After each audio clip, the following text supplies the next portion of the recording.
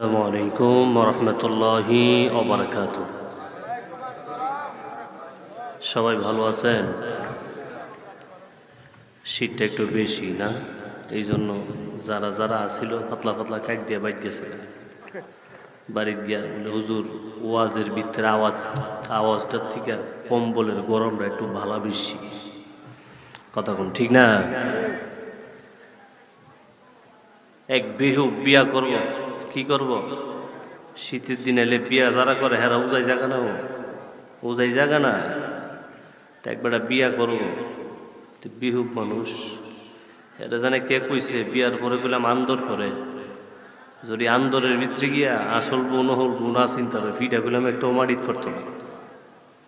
আন্দর আসেননি আগে, যেরকম আসেননি আগে মই মুরব্বীরা রাত্রে বিয়া করছে। কতক্ষণ ঠিক না? রাত্রে বিয়া করছে।